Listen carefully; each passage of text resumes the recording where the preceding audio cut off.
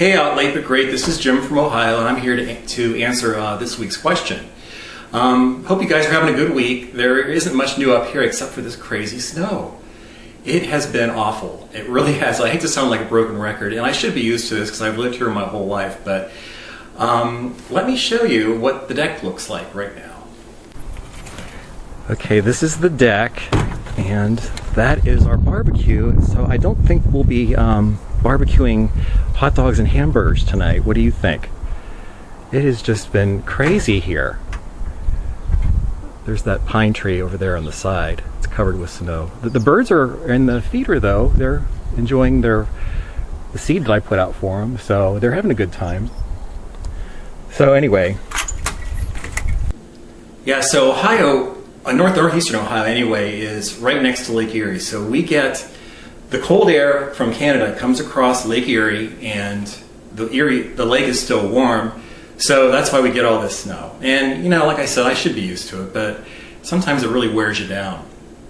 I have to, as a matter of fact, I think after I do this video, I got to go out and get the snow blower out again because it's kind of nasty in the driveway. I have a Trailblazer, and which is a four-wheel drive, so that's good. And Dave has a Honda Accord, so he gets around pretty good too. So we're okay.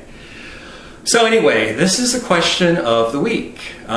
Discuss how family and friends were affected by your coming out, and what did they do to cope with the changes in your life? Well, with my family, it really was not a big deal. Excuse me if I'm repeating myself, because I think I mentioned some of this stuff in other videos. About 20 years ago, I was already in a relationship with the same guy that I'm in now, Dave, and it just got to be really, really hard. I was telling too many lies and everything. So one day I decided to tell somebody. I wanted to tell my sister. So I called her up on the phone and said, I need to talk to you. So I went over to her house, and I was shaking, and my palms were all sweaty. And I remember my little nephew was 3 at the time. He was running around the floor, and he's 23 now, and he just graduated from college. That's kind of weird. But so we sat down, and she said, what is wrong with you? Are you sick? Are you in trouble? What is wrong? So I just came out and told her. I said, I'm gay. And she said, oh, well, okay. We always kind of thought you were, but... So, I mean, I was like, what? I thought for sure that she would have had more of a reaction, but she didn't. So she could tell that I was really upset. So she said, don't worry about it, I'll tell everybody else. So actually she kind of helped me out. She did. She told my mom, and she told my older sister and my brother, and it's funny too, because this is really a neat story. My older sister called me after that happened, and she was crying, and she goes, Jim, I'm not crying because you're gay. I'm crying because I wish you would have told me years ago when you were a teenager. She said, I would have gladly helped you out to try to deal with this. So that made me feel good, and it made me feel like such a fool that I didn't. But you know, times were really different back then. People just did not talk about it at all. So my sister said, go over and talk to Mom. She is waiting for you to come. So I drove over there, and again I was shaking and everything, and she was fine. I mean, I told you about the whole Phil Donahue thing. She loved Phil Donahue, and at that time he was really putting on every few shows he would have a gay issue, and so he was really educating the older people back then. And but she was like very, very protective. She says, don't tell anybody at work. Who have you told at work? Don't tell anybody. Just keep it quiet. So. And I found out my dad had passed away. He died when I was like 28. So I never got to tell him, but it turns out Mom and Dad had discussed it, and he always thought I was gay too. So whatever. I mean, it really is crazy and ridiculous when you think about it. One time she did, 2 days after I told her that, she did call me, and she was bawling, and she said, it's all my fault, I did something wrong. So, no, you didn't, Mom. They're all gone now. That whole part of my family, the upper generation, is gone. So they know what it's all about now, I'm sure. There was one kind of a weird thing that happened, though. Every year, Dave's cousin, he lives in Steubenville, Ohio, which is down on the Ohio River down south of here. And every year, it's the birthplace of Dean Martin. So every year, they have this thing called the Dean Martin Weekend. Well, his cousin Michael uses that to have kind of like a family get-together. He invites his neighbors and everything over, and it's all fun.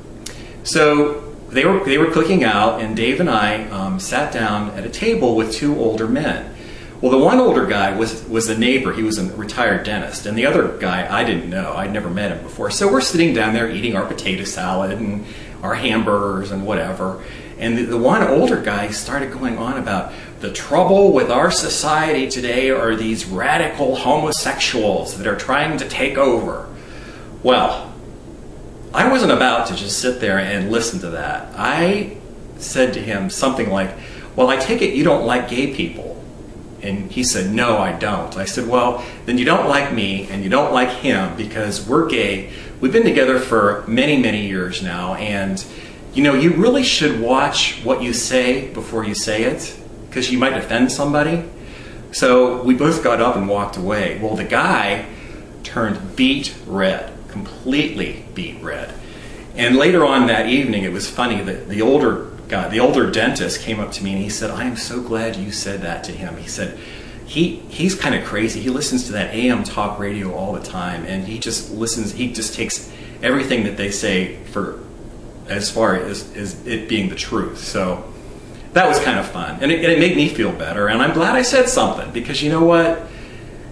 People like that need to be told that their opinions are ridiculous. So anyway, but you know what I was going to say was that things are changing. They really are. Like that whole generation, you know, a lot of them are dying off, and they don't really understand. My generation, people like in the 40s and 50s, they are really starting to gain acceptance to gay issues and gay rights. I believe so. And as far as the younger ones go, oh my God, my nephews and my niece, they have it's always been Uncle Jim and Uncle Dave. They don't know any difference. They don't understand homophobia at all. So I think things are really going to start changing here pretty soon, and I hope so, because it needs to. I mean, you know, nobody chooses their sexual orientation. So anyway, but you know what? Sometimes I feel like I feel bad that I missed my 20s, but things work out for a reason. I really believe that. If I had come out when I was like a teenager, that was really when HIV was really big, and who knows, I may not even be around right now.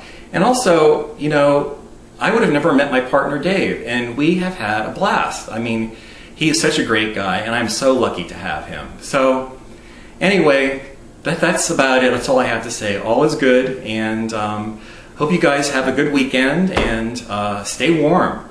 I'm going to try. The fireplace is going on. I'll see you. Bye.